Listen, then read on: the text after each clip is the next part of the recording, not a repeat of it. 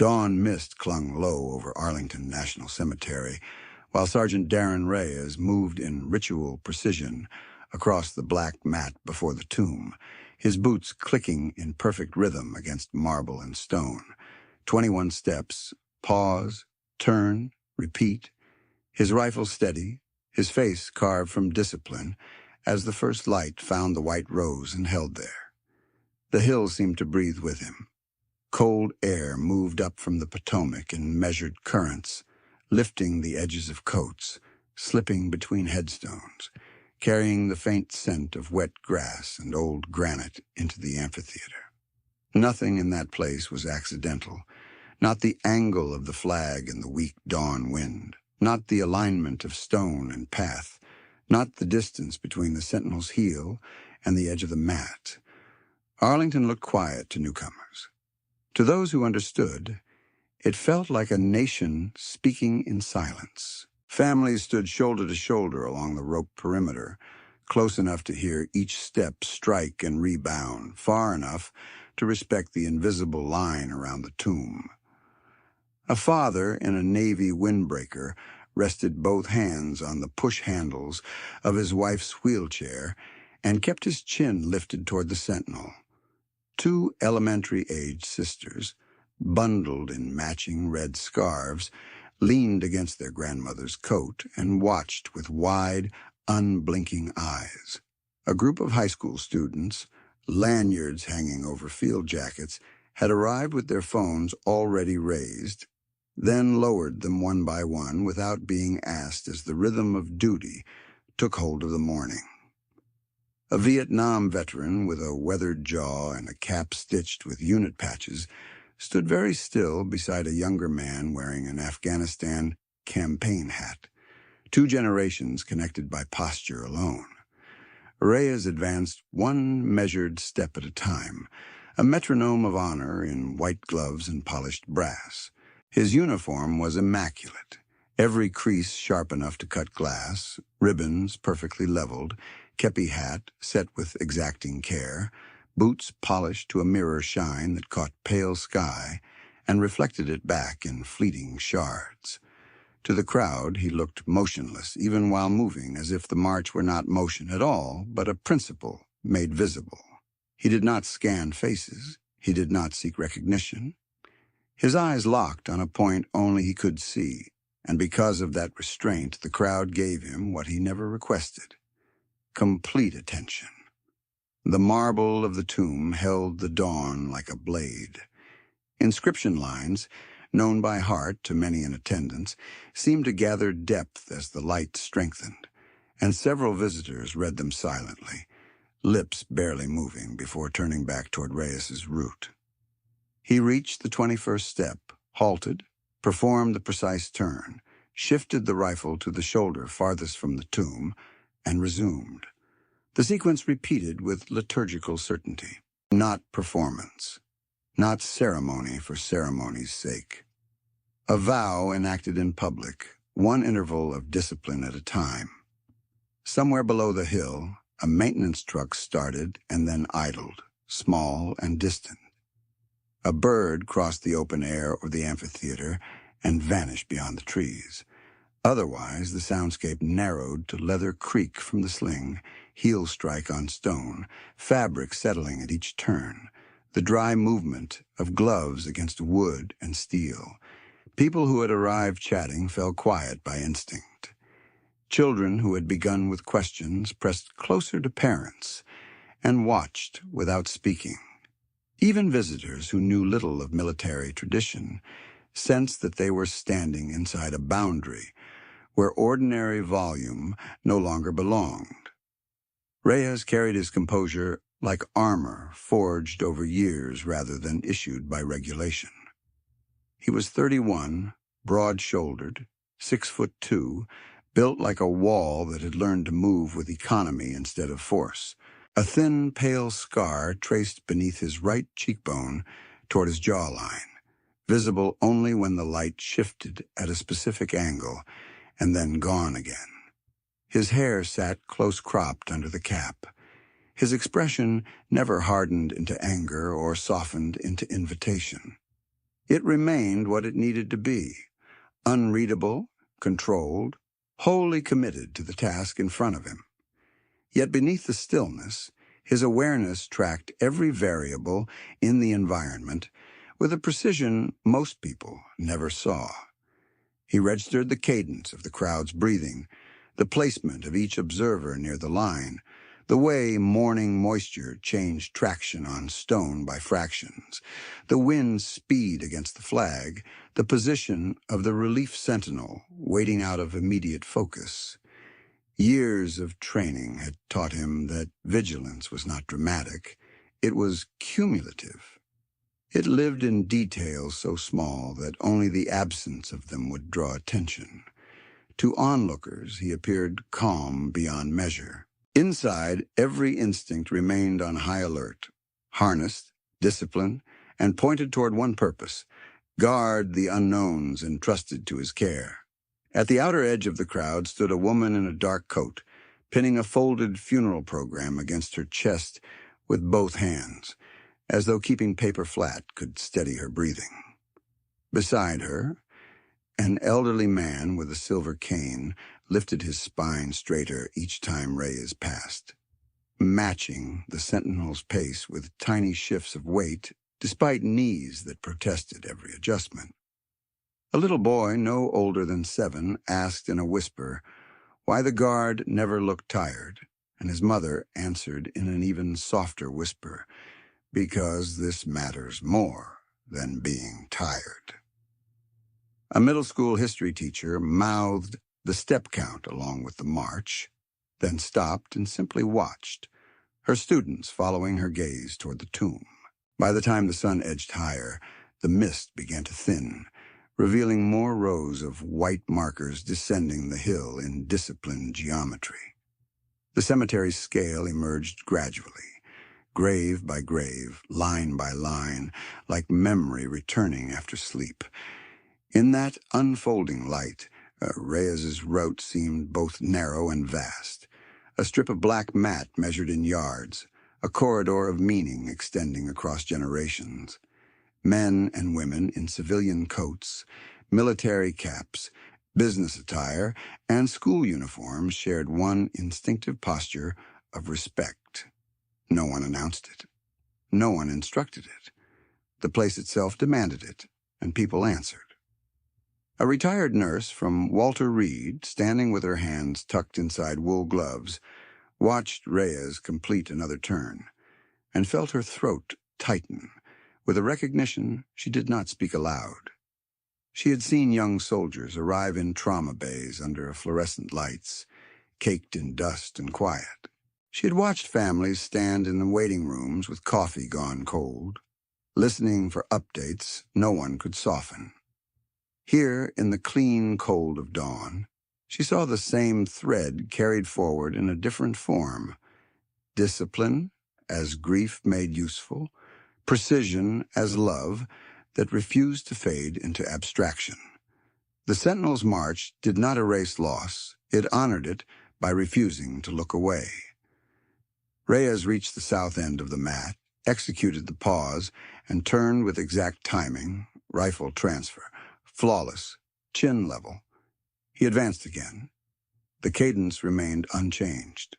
For the tourists, it was mesmerizing, and for veterans, it was familiar and humbling.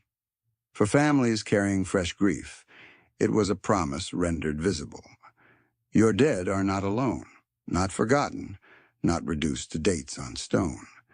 Here, memory was guarded in shifts and standards, in polished brass and aching feet, in men who accepted that the highest praise for this duty was often silence. A child near the front adjusted a small flag pin on her jacket and saluted when Reyes passed, her elbow too high, hand trembling with effort. He did not break bearing, but those close enough to read movement at that level saw the smallest change at the corner of his jaw, a near imperceptible acknowledgement that never altered cadence.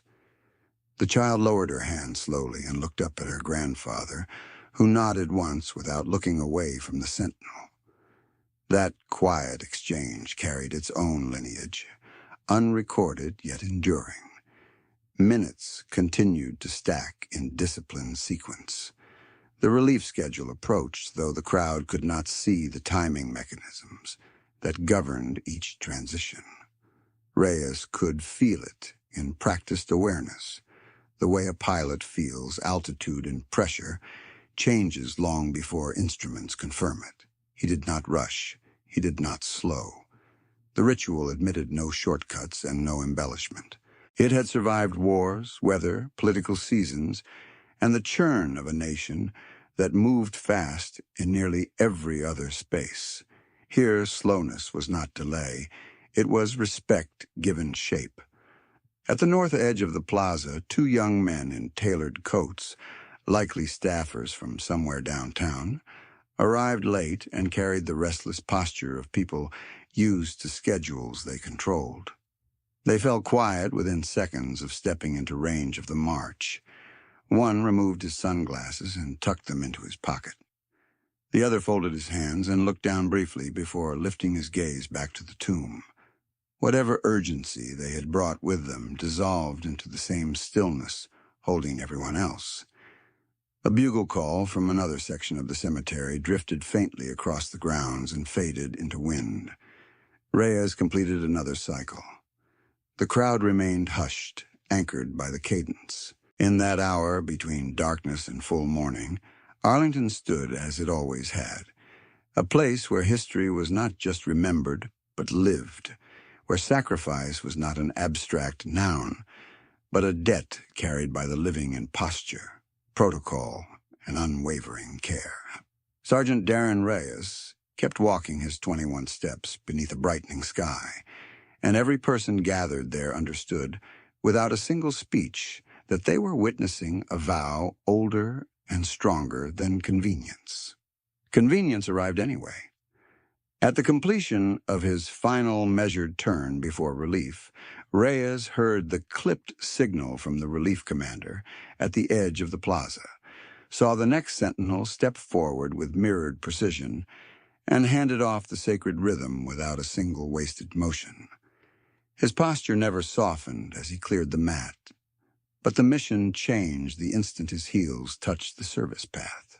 A staff captain met him beyond the amphitheater rail, breath visible in the morning chill, and placed a folded route sheet into his glove. "Memorial Bridge approach," the captain said. "Funeral movement from Fort Myer to Arlington. Your lane lead." Reyes read once, nodded once, and moved. By the time he reached the staging line below the hill, the funeral procession stood ready in solemn geometry. Caisson team harnessed and waiting, horse tack creaking with each shift of weight, hearse glass catching pale dawn in hard, colorless bands, escort vehicles idling low so the engine sounded more like distant surf than machinery. A Marine widow stood near the first car in a black coat, both hands wrapped around a pair of white gloves she was not wearing, as if she needed to hold one final piece of structure in place. Beside her, a little girl in a wheelchair wore a navy dress coat, too thin for the wind, and clutched a folded service program against her lap. The paper bent under her fingers, then flattened, then bent again. Two high school boys from the earlier crowd had drifted down to the outer barricade, lanyards still hanging from their jackets. They had their phones out by reflex, saw the widow's face, and lowered them without speaking. An elderly ranger with a silver cane stepped up to the curb and planted the cane tip square, then straightened until his shoulders aligned with the caisson horses. A transit bus hissed to a stop half a block away, its doors opening onto passengers who stepped into silence and stayed there. Less than 20 minutes after the sun had touched the tomb, Reyes stood at the Memorial Bridge choke point where Federal Route met city control, his dress uniform immaculate under a wind that wanted to tug everything out of alignment. Every crease remained sharp enough to cut glass, white gloves pristine, brass bright as a signal flare in the gray morning. He checked timing with a single glance toward the lead driver, then raised one hand to hold cross traffic, palm level, authority calm and absolute. City sirens began to gather from the west, first one cruiser, then two, then a black SUV that did not belong in a funeral lane, glossy paint reflecting the bridge rail and river light like an advertisement. The SUV stopped diagonally across the intended route, cleanly, intentionally, blocking the caisson's forward line by 6 feet. Doors open. A chief of staff emerged first, tablet in hand, earpiece in place, already speaking to someone out of sight. Then Mayor Preston Hale stepped down onto the asphalt in a charcoal overcoat tailored close at the shoulders, cufflinks flashing when he adjusted his sleeve. He did not look at the widow. He did not look at the child. He looked at Reyes and saw an obstacle. "Sergeant," Hale called, voice carrying for cameras that had not yet arrived but were clearly expected. "You're rerouting 3 blocks south to Waterfront Avenue. We have a live civic event, and this lane has to clear now." Reyes held position. "Negative, sir. Federally established funeral route remains in effect." Hale gave a short laugh that held no humor. "Parade, Sergeant. I'm not asking for a debate. Move that wagon now." The word landed like a slap in open air. The crowd froze. Not dramatic. Total. Bus passengers on the sidewalk stopped mid-step. A cyclist unclipped one shoe and never put it down.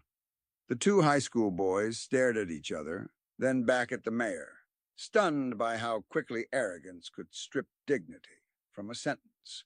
The Marine widow shut her eyes for one breath and reopened them with her jaw locked tight. The girl in the wheelchair tightened her grip on the folded program until the paper creased into a sharp white ridge.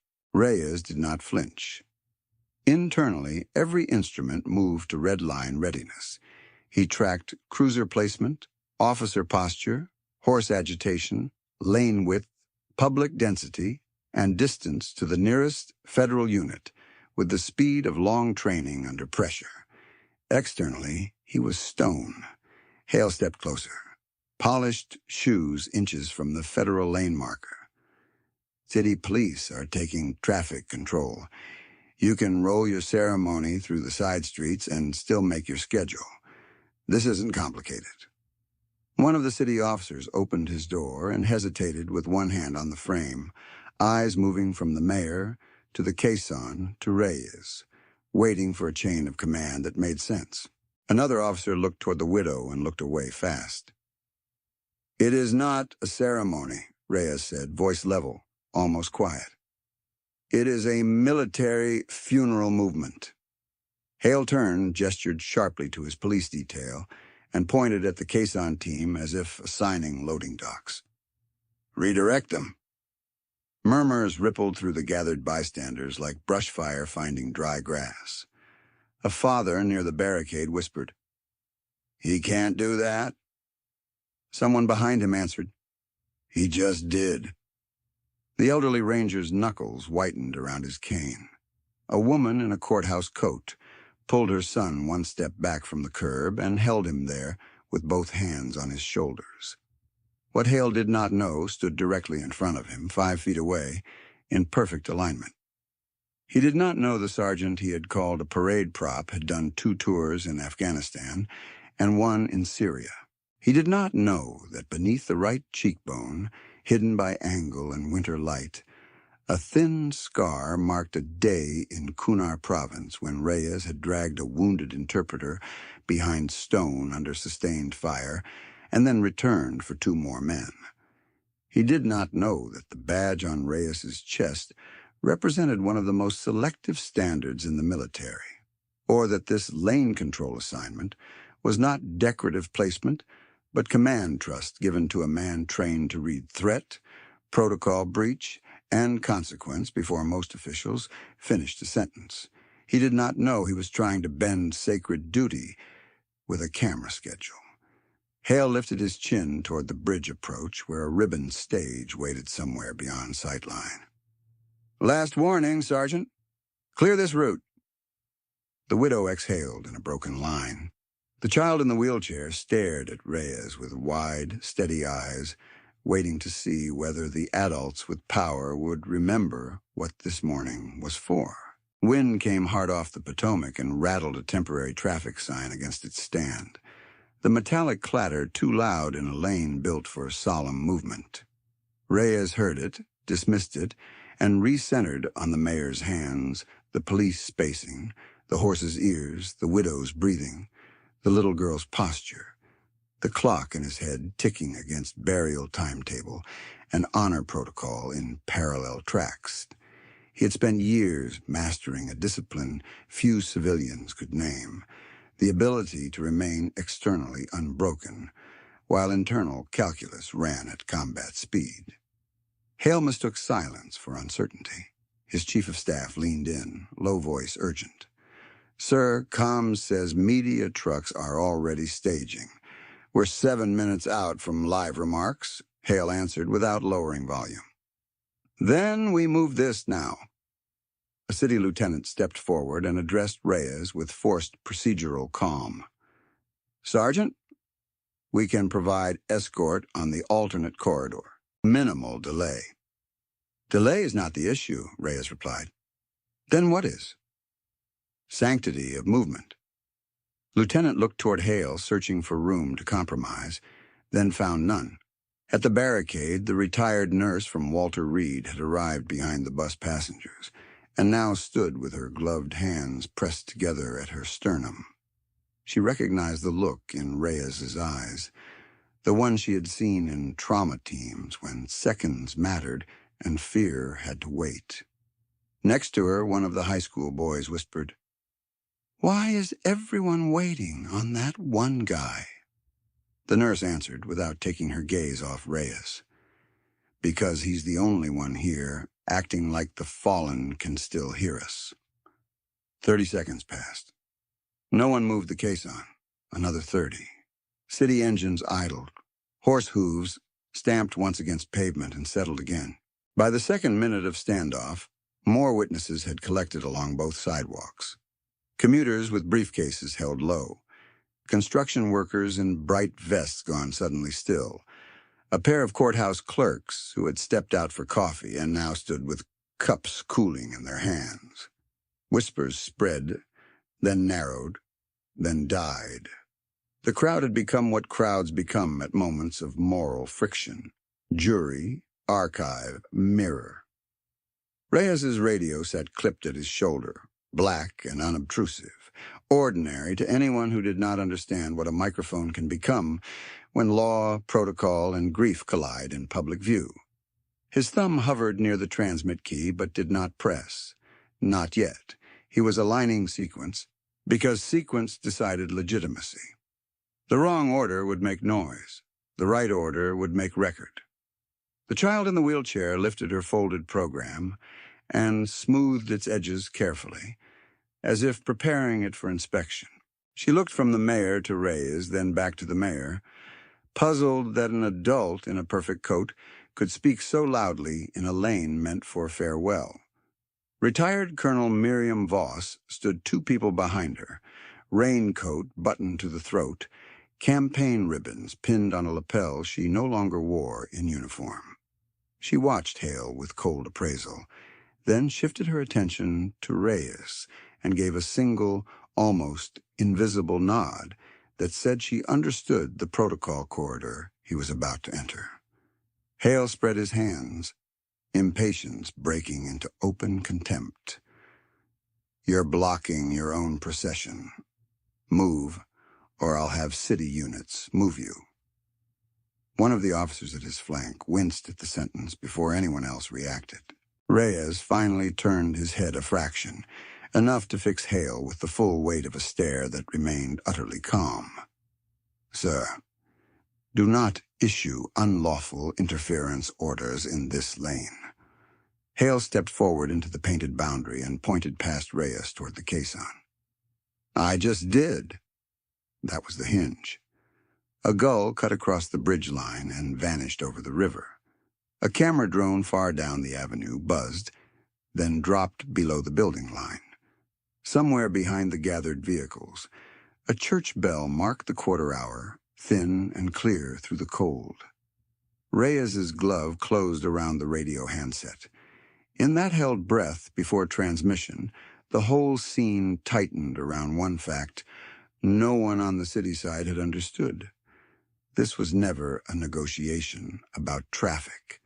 It was a test of whether convenience could overrule sacrifice in full public view. And the man they had dismissed as ornamental had spent his adult life training for exactly this kind of test. He raised the handset to his mouth, and the bridge waited. The handset hovered at his mouth, and he held one disciplined breath, not from hesitation, but from calibration, because a call made in anger was noise, and a call made in order became law. Wind moved across the bridge in cold sheets, carrying the river's metallic scent and the faint tang of diesel from idling engines. And in that narrow strip of Federal Lane, the morning seemed cut into two Americas. One still enough to grieve, one impatient enough to schedule around grief. Reyes stood centered on the painted line, as if it had been drawn for him alone.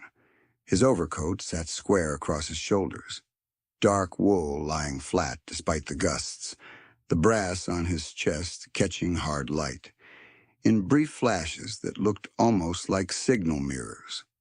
White gloves remained spotless, collar perfect, trouser stripes straight as a ruler, his jaw held steady under the brim of his cap, scar pale beneath his right cheekbone when he turned a fraction toward the convoy, then gone again when the light shifted back. To strangers he looked ceremonial. To anyone who understood bearing, he looked like a locked gate. The scene around him had thickened into witness.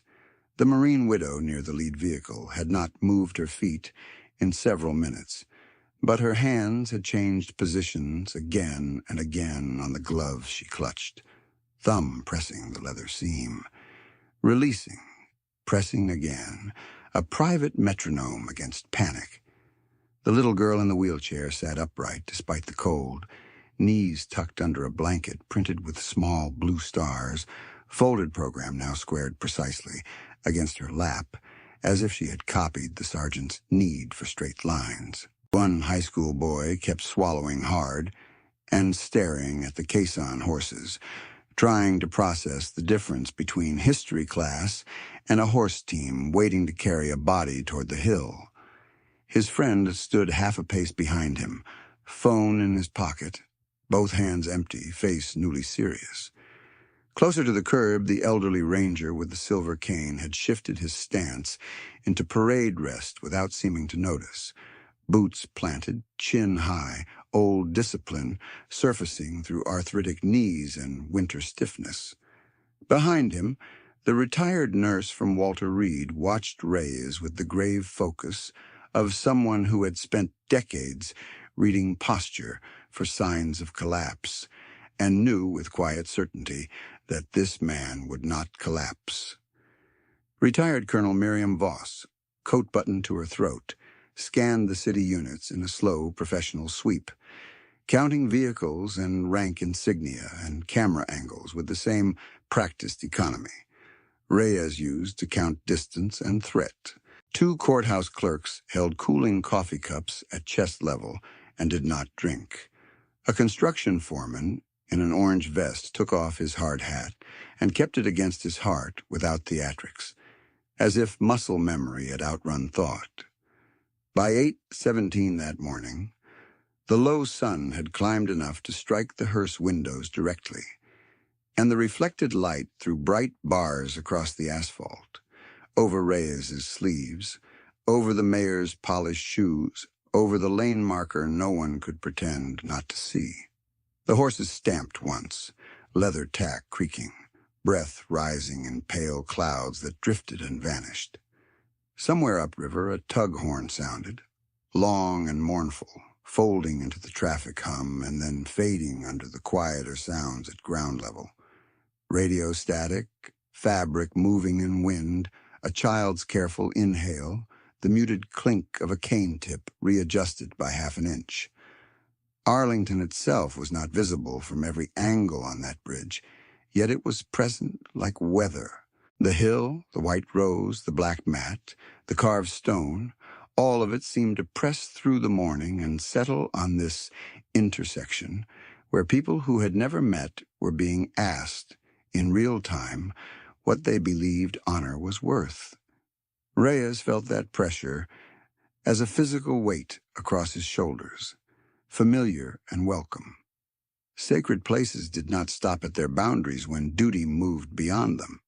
They traveled in protocol, in sequence, in men who understood what each minute meant to a family waiting at graveside.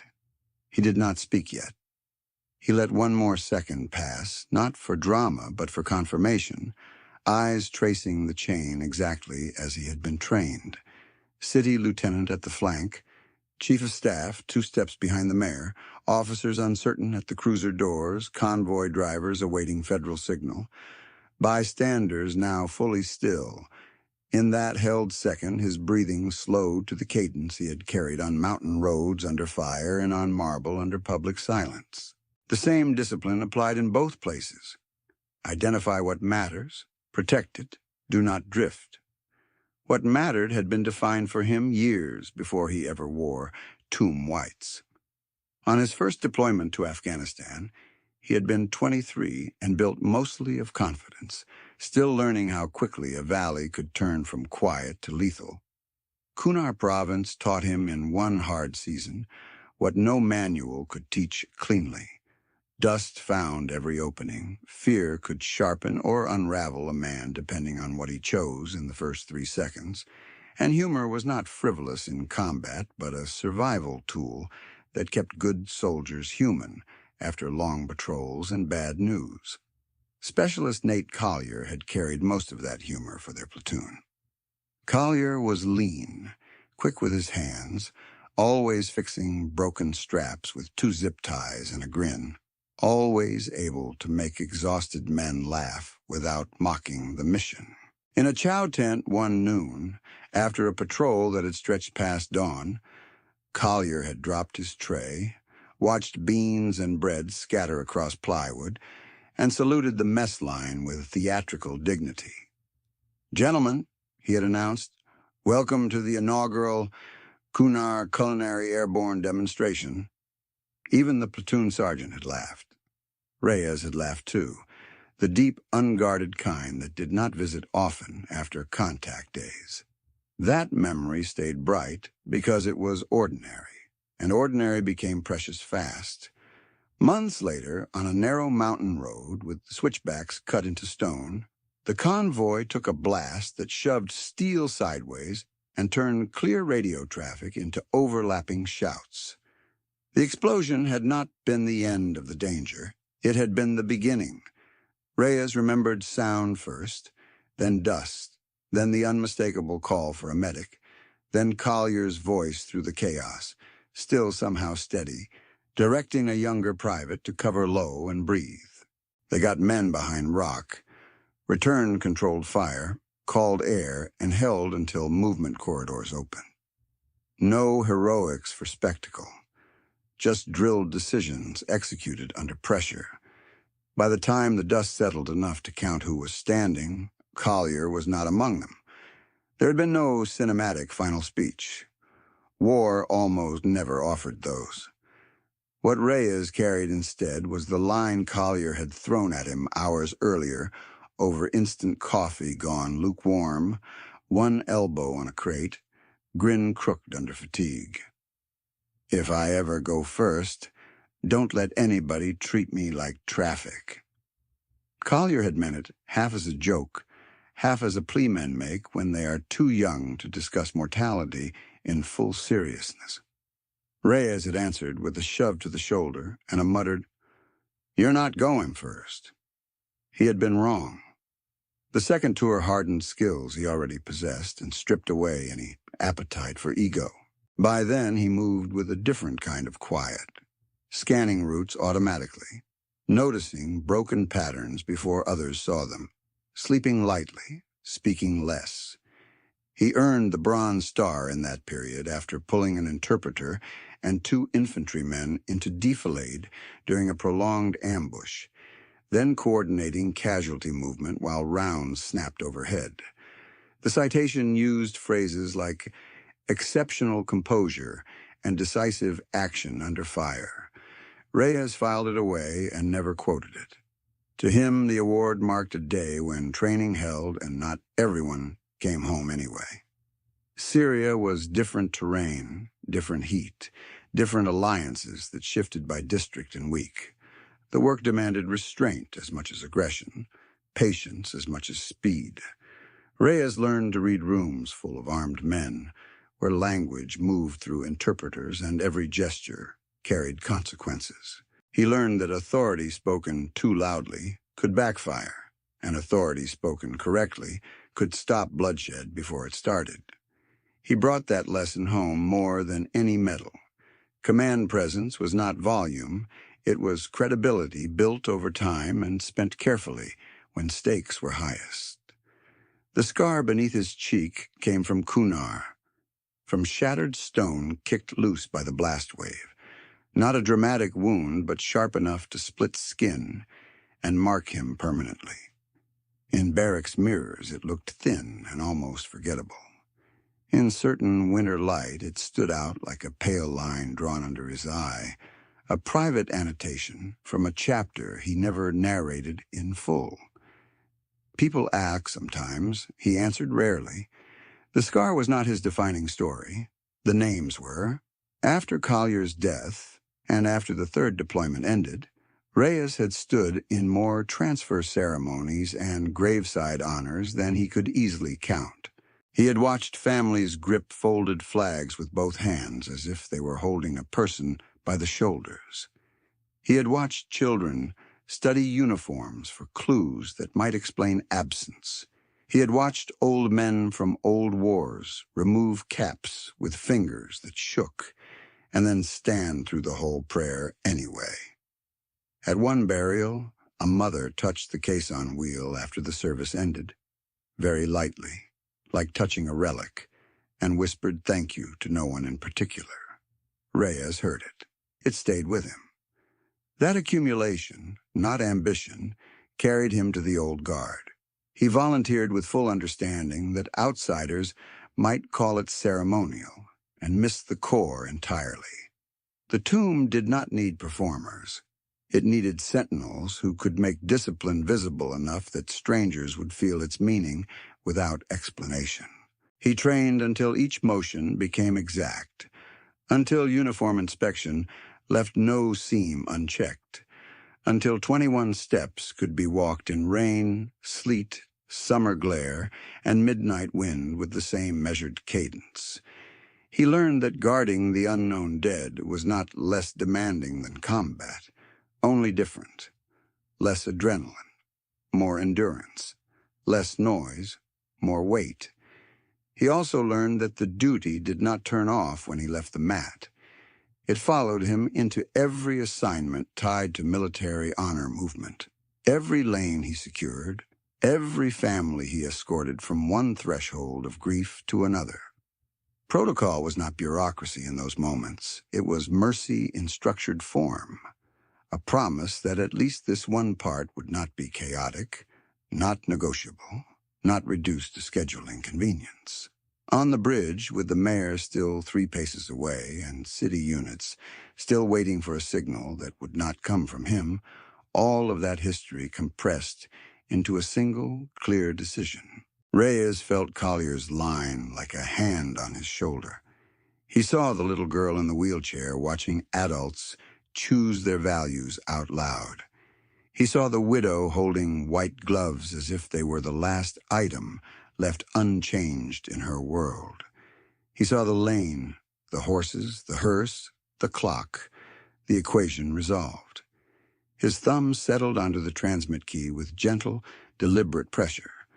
When he spoke, his voice carried the same cadence as his steps on marble, measured and unwavering, every word placed exactly where it belonged. Command, this is Sergeant Darren Reyes, Tomb Guard Detail Lead. Civilian authority is attempting to divert a federally protected military funeral movement. Request immediate command, authentication, and enforcement. The radio click that followed was small, almost polite, but it cut through the bridge noise like a snapped cable. Reyes lowered the handset to chest level and returned to stillness, shoulders square to the lane, chin level, eyes forward. He had not raised his voice. He had not moved his feet. He had simply put the right words into the right channel, and now the burden shifted from argument to record. Mayor Preston Hale stared at him for one hard second, then gave a dry, disbelieving laugh that carried farther than he intended. He was 52, broad in the middle from donor dinners and long city hall nights, hair silvered at the temples in a way his campaign posters never tried to hide. He wore confidence the way he wore his overcoat, tailored, expensive, built to signal control before he ever spoke. His cufflinks flashed again as he adjusted one sleeve, a habitual gesture he used before issuing orders, during televised debates, outside budget hearings, at every ribbon cutting where cameras caught him entering frame from the strong side. In the capital region, he had a reputation polished as thoroughly as Reyes's brass, though forged from a different metal. Hale had climbed from development attorney to council chair to three-term mayor by mastering one principle: redirect pressure before it touched him. If a neighborhood fought a zoning change, he promised an advisory panel. If a department missed deadlines, he announced a task force. If donors demanded visible progress, he gave them a stage, floodlights, and language about momentum. He was not a fool, and that made him more dangerous than a fool. He read optics quickly, spoke in short, decisive commands, and treated delay as weakness. That morning's waterfront groundbreaking had been his latest national audition. A temporary platform waited 3 blocks south with banners already strapped to barricades, ceremonial shovels lined in a rack, broadcast vans wedged against curbside permits, and contributors seated beneath heaters with coffee in branded cups.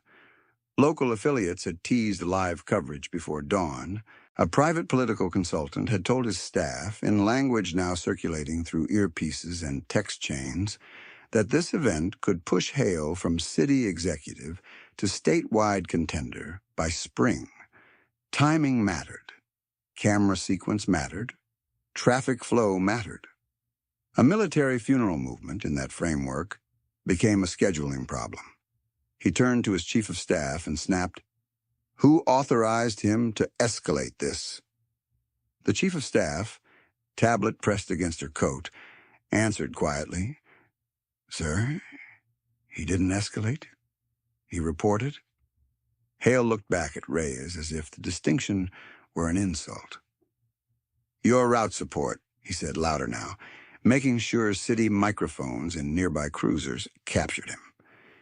"You don't get to call federal command over municipal traffic control." Reyes's expression did not change. "This is not municipal traffic control, sir." "It is city pavement," Hale shot back. Colonel Voss watched the exchange from behind the wheelchair and murmured without lifting her voice, "No, Mr. Mayor. It is a federal honor lane under temporary movement authority." She did not say it to challenge him directly. She said it for the people around her, for the record forming in civilian memory, even before any official transcript existed. Hale ignored her and took 2 measured steps toward the painted line. He did not cross this time. He stopped just short, close enough that the cold air between him and Reyes felt charged by opposed worlds. Up close, the contrast sharpened. Hale's polished shoes flecked with road grit, Reyes's boots dark and mirror clean. Hale's jaw working with impatience, Reyes's jaw set in disciplined quiet. Hale's authority borrowed from office, Reyes's authority carried in bearing. "You got 1 lane, Sergeant," Hale said. "1 lane and 1 wagon. I'm giving you a better route and full escort. Take it. Behind him, one city lieutenant shifted weight and touched his radio without keying it, waiting for instructions that would not entangle his officers in a federal breach. Another officer kept his hand on the cruiser door and did not move. The hesitation spread unit to unit like current through wet wire. The widow near the lead vehicle heard every word. Her fingers tightened around the gloves until the leather creased at the knuckles.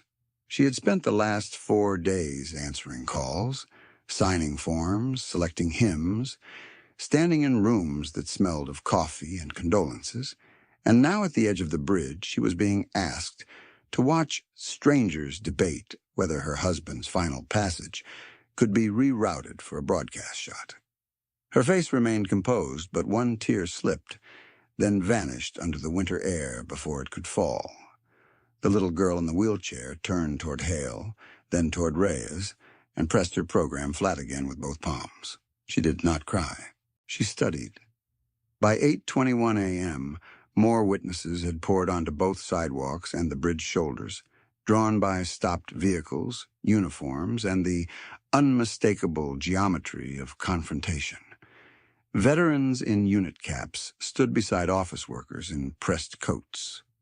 A food delivery rider cut his engine and removed his helmet, holding it against his chest. 2 transit mechanics in reflective jackets stood shoulder to shoulder without speaking. A young teacher from the earlier cemetery crowd arrived breathless with 6 students and lined them against the rail, all of them silent within seconds.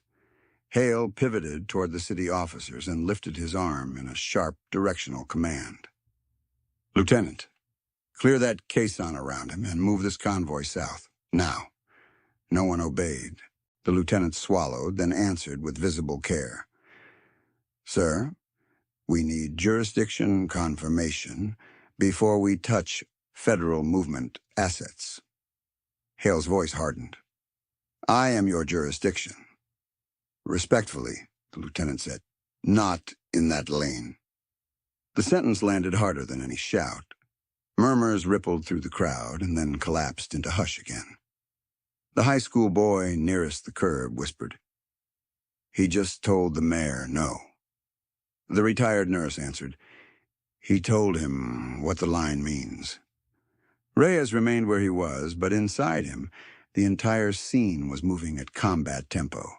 He tracked horse ear flicks and hoof placement for stress, tracked the widow's breathing for collapse risk, tracked officer hands for escalation cues, tracked the mayor's shoulder tension for impulsive movement. He counted distances automatically. 6 feet from SUV bumper to lane marker, 14 feet from lead horse to crosswalk seam, 27 seconds since last radio chirp, 90 seconds until schedule degradation began to threaten graveside sequence. He felt the cold through wool and leather, but compartmentalized it into background data.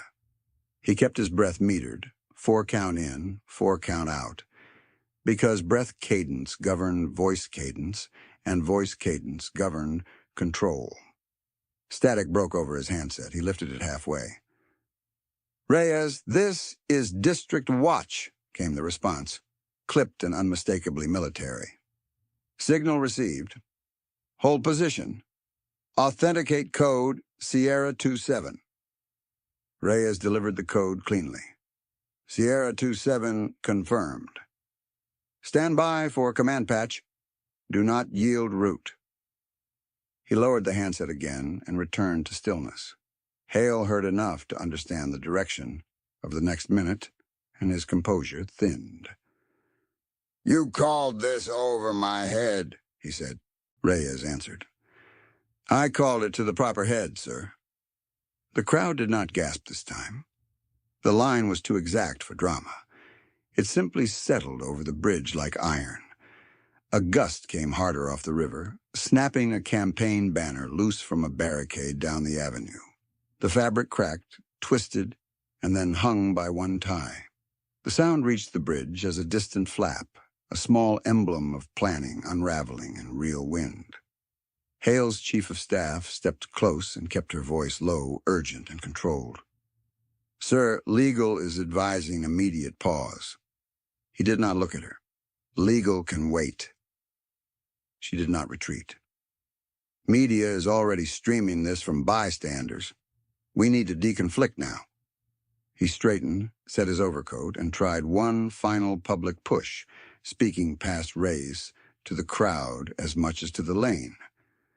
No one is dishonoring anyone. We are adjusting for civic necessity. The elderly ranger answered before anyone else could. Son, necessity rode in that caisson before your cameras woke up.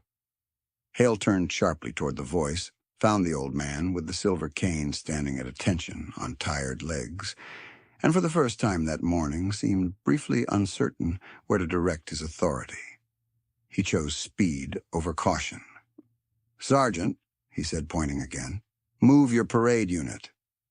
Reyes's eyes stayed forward. Do not call this parade, sir. Then what do you call it?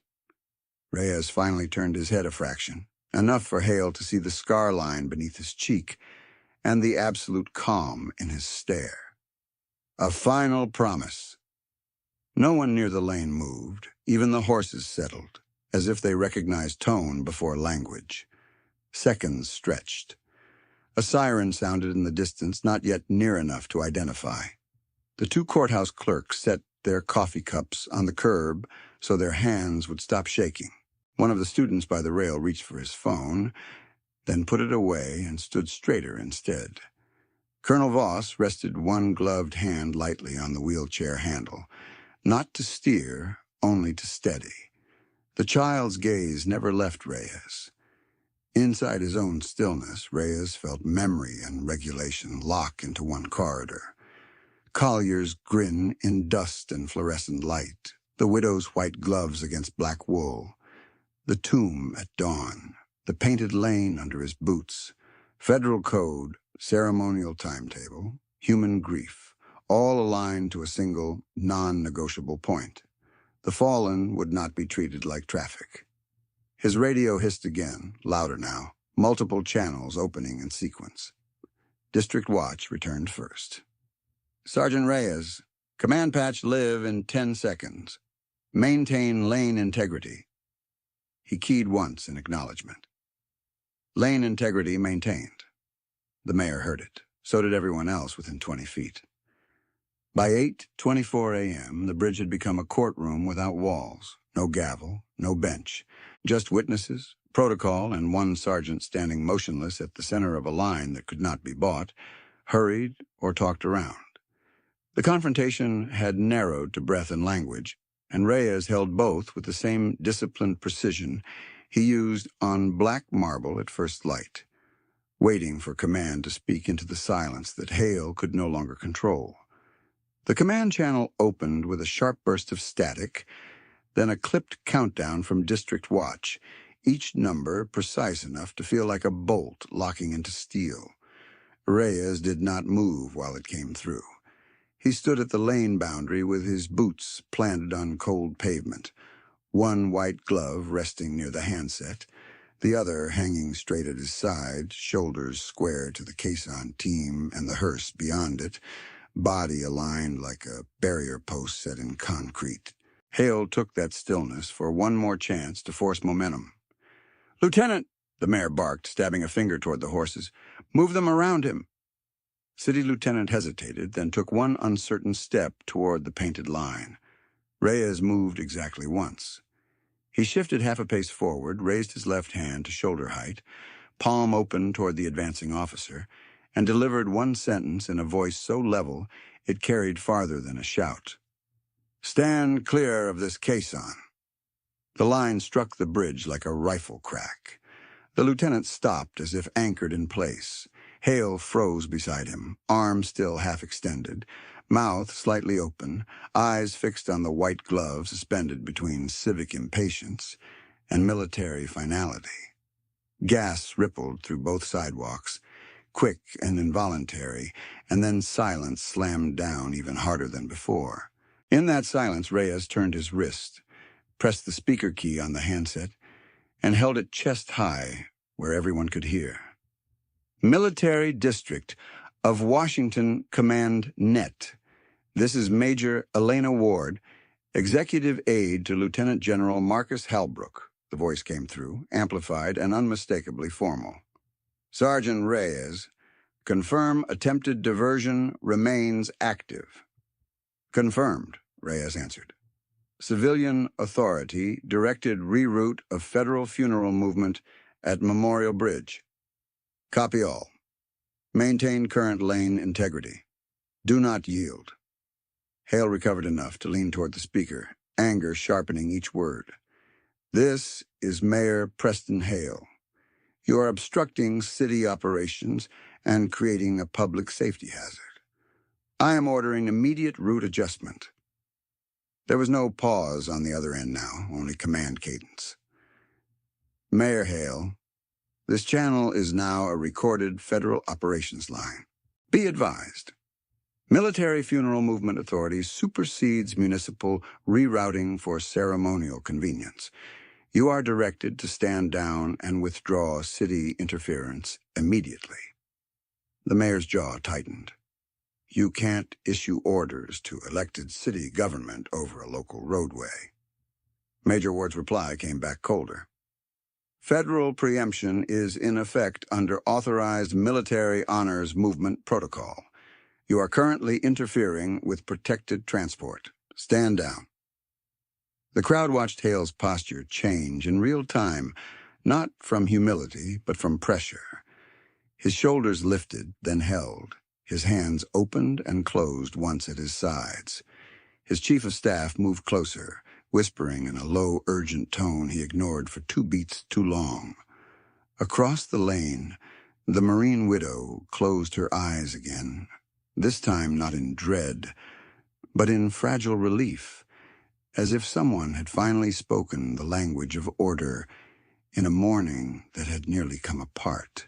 By 8:25 a.m., the first Pentagon police SUV rolled onto the bridge approach with lights cutting blue across concrete and chrome. No siren, just controlled speed and absolute intent. A second unit followed 10 seconds later, then a black federal sedan with Department of the Army plates. The vehicles stopped in clean sequence behind Reyes's position, forming a second line of authority behind the first line he had already held alone. Doors opened. 2 Pentagon officers stepped out and took flanking positions without flourish, eyes on the mayor's detail, hands visible, posture disciplined. From the sedan emerged Brigadier General Thomas Kincaid, service coat buttoned to the throat, rank bright against the winter light, expression carved into professional granite. He crossed the last yards on foot, halted beside Reyes, and gave one small nod that carried both acknowledgement and transfer of institutional weight. Sergeant, Kincaid said quietly. Report. Attempted municipal diversion of active funeral movement, sir. Verbal noncompliance after warning. Command notified. Lane held. Understood. Kincaid turned to Hale. Mr. Mayor, this movement proceeds on its assigned route. You will remove your vehicles and personnel from the lane now. Hale tried to pivot back to public optics, voice raised for the bystanders filming from behind barricades. General, with respect, this city has a scheduled public event with thousands attending. We offered an alternate route with escort. This is logistical coordination, not disrespect. Kincaid did not blink. A fallen service member's final movement is not a scheduling variable. The sentence landed with the force of verdict. Even the reporters who had just arrived at the far curb lowered their mics for a moment. On the speaker, Major Ward returned. General Kincaid, Lieutenant General Halbrook is on the line. A deeper voice replaced hers, seasoned and absolute. Mayor Hale, this is Lieutenant General Halbrook, Commanding General, Military District of Washington. You are hereby given a direct notice. Cease interference. Clear municipal assets from the federally designated funeral corridor and instruct all city officers to support passage. Confirm compliance now. Hale looked from the speaker to Kincaid to the ring of cameras that had finally reached the bridge in full. He had built a career on never appearing cornered. Now he stood in a lane bordered by uniforms he did not command, witnesses he could not control, and a child in a wheelchair watching him learn the boundary of his office. His chief of staff stepped in close enough to break the frame and spoke just loud enough for those nearest to hear. "Sir, comply." For a long second, he said nothing.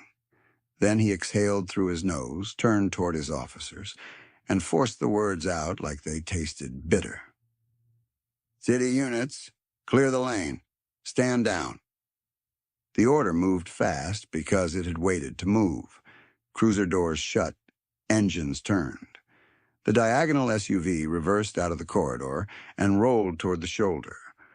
Officers who had been trapped between chains of command now had a lawful direction that matched their instincts, and relief showed in their posture as they reset traffic cones, reopened cross-flow buffers, and reoriented to escort instead of obstruction. Colonel Miriam Voss bent slightly toward the little girl and spoke in a voice meant for one child, but heard by everyone close enough to deserve it.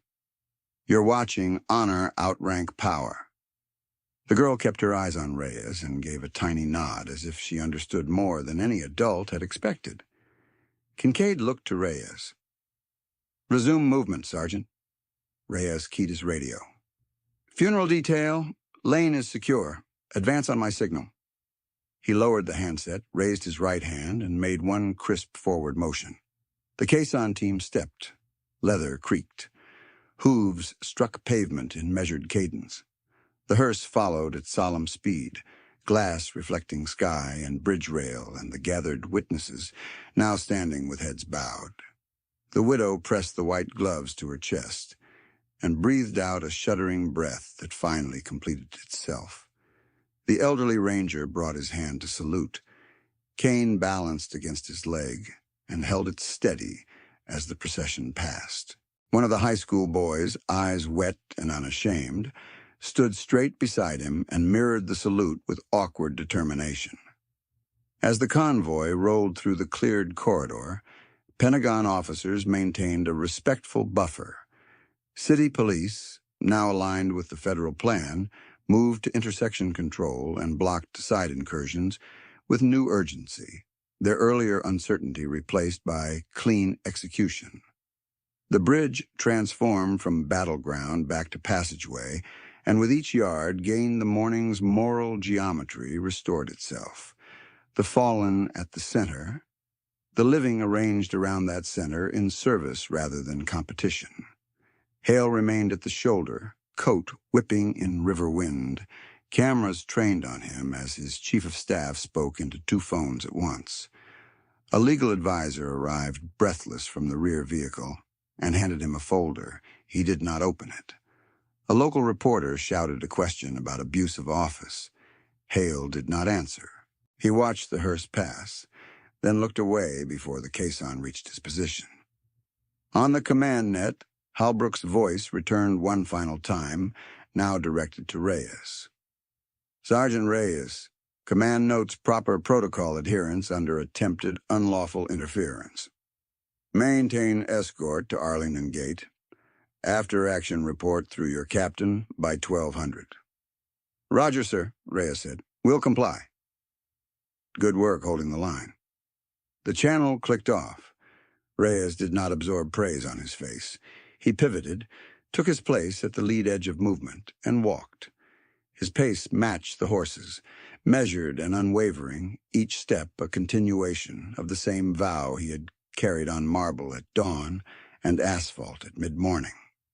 Kincaid remained behind long enough to confer with Pentagon police and city supervisors, then stepped aside as the procession entered the final approach corridor toward Arlington. 3 minutes later, when the bridge noise had receded into distance and only escort engines and hoofbeats remained, the little girl in the wheelchair twisted carefully to look back. She found Reyes in a profile at the head of the lane, rigid and calm, and raised her small hand in a careful salute, elbow imperfect, fingers trembling with effort and cold. Reyes did not break stride. He answered with the slightest inclination of his head, no more than a fraction. Enough for her and no one else. The procession crossed onto sacred ground on schedule. Behind it, in the space where argument had stood, only wind remained. Behind it, in the space where argument had stood, only wind remained. And ahead of it, the cemetery gates opened to receive the dead, with the order they had been promised. The transition from bridge asphalt to Arlington's internal roadways felt to Reyes like stepping from static into signal. Tires quieted on the smoother grade. Escort chatter thinned to essentials. The horses settled into a cleaner cadence as the route climbed. On either side, rows of white headstones appeared between winter-bare trees, then multiplied until they became the horizon itself, line after line of names, dates, and silence kept in stone. At the receiving point, the casualty assistance team waited in full dress formation. Chaplain, firing party, bugler, caisson handlers, cemetery representatives, all in place, all on time. Reyes gave the lane transfer to the next control element in 6 clipped words and one hand signal, then stepped to the perimeter and held security while the family vehicle stopped. The Marine widow exited first, still holding the white gloves. For a moment, she looked down at them as if deciding whether to keep gripping grief or wear strength. Then she slid them on, one hand then the other, tugging each finger into place with deliberate care before turning toward the hearse. The little girl in the wheelchair sat beside her grandmother near the front rank, folded program resting square on her lap, corners now flattened from hours of careful hands. Colonel Miriam Voss stood just behind them, shoulders straight, eyes forward, one gloved hand on the wheelchair handle, only when the slope demanded it. The elderly ranger with the silver cane had made his way up from the bridge and stood to the right of the family line, breathing hard from the incline but refusing any offered seat. By 9:03 a.m., under a cold sky that had turned from steel gray to pale blue, the transfer began. No one hurried, no one improvised. The casket movement passed from vehicle to bearers with practiced precision, each pivot and step executed as if the ground itself were sacred law. The widow did not look away once. The child watched every motion with solemn concentration, as if memorizing it. When the bugle sounded, thin and clear over the hill, several civilians in the back rows lowered their heads and wept without noise. Reyes remained at the outer arc, scanning access points, crowd edges, and road approach while the ceremony unfolded. To outsiders, his stillness might have read as distance. Inside, he tracked every detail with the same disciplined awareness that had held the bridge line. A press van stopping where it should not. Corrected by cemetery staff. One visitor stepping past rope, then self-correcting when met by a glance from a sergeant major. A city liaison officer arriving late with a folder and waiting wisely until honors were complete. The 3-volley salute cracked across the grounds and echoed off stone. Birds lifted from a stand of trees and wheeled once before settling again. The widow's shoulders tightened on the first shot and steadied by the third. When the flag was folded and presented, she accepted it with both white-gloved hands and bowed her head over the blue field, as if listening for one last heartbeat. Only after the family had been escorted to privacy did Reyes turn from the gravesite and walk toward operations to complete the part of duty no crowd applauded. At 11:47 a.m., in a compact office at Fort Myer, he placed the morning's folded route sheet on a metal desk, edges still crisp despite wind and movement. Beside it, he set his handwritten timeline. 8:17 first standoff marker, 8:21 command acknowledgement, 8:25 federal reinforcement arrival, 8:26 stand-down order, 8:27 route cleared, 8:30 procession rolling. He attached radio log printouts, dash cam reference numbers provided by city liaison, and one signed witness statement from the city lieutenant who had refused the unlawful movement command. Captain Ellison reviewed each page in silence, initialed the chain of custody line, and slid a receipt copy across. Report accepted. No amendments. Reyes signed. Understood, sir. General Halbrook reviewed the command audio, Ellison added. He directed commendation entry for protocol adherence under pressure. Reyes gave the smallest nod. Request permission to return to scheduled evening relief. Granted. As Reyes turned to leave, the captain tapped the route sheet once. You kept this morning from becoming a precedent. Reyes answered in the same calm cadence he had used on the bridge. I kept it from becoming normal. Outside that office, the city side of the morning reached its own reckoning. At 1:32 p.m., Mayor Hale stood at a municipal podium 3 blocks from the torn waterfront banner that maintenance crews were already removing. The same cameras he had planned for triumph now recorded correction. His chief of staff stood just out of frame, expression controlled, legal advisor at her shoulder with a marked copy of the statement. Hale read from prepared text, voice flatter than usual. Today I interfered with a federally protected military funeral movement. That action was wrong. I have issued a formal apology to the family and to Military District Command. I am directing full cooperation with the city ethics inquiry and release of all communications related to route decisions. He did not take questions. He stepped away from the microphones with his jaw tight and his shoulders lower than they had been at dawn. The city lieutenant, who had hesitated at the line, watched from the back, then returned to duty without comment. The officer who had winced when Hale threatened to move the case on filed his supplemental memo before end of shift and noted, in plain language, that he had perceived the order as improper. The loaded looks from the bridge resolved into record, not rumor. By late afternoon, the strange details that had punctuated the confrontation were folded into aftermath. The bystander drone footage was voluntarily submitted to investigators and timestamp matched to command logs. The snapped campaign banner lay rolled in a public works truck bed, cut ties still attached. The rattling temporary sign at the bridge had been resecured with sandbags. The quarter-hour bell from the nearby church was logged in one witness statement because it marked the moment before transmission. None of those details changed the legal finding, but each one fixed memory to minute and place. At 5:38 p.m., as dusk lowered over Arlington and cold returned with sharper teeth, Reyes climbed the familiar path back toward the amphitheater for evening relief. The hill was quieter now.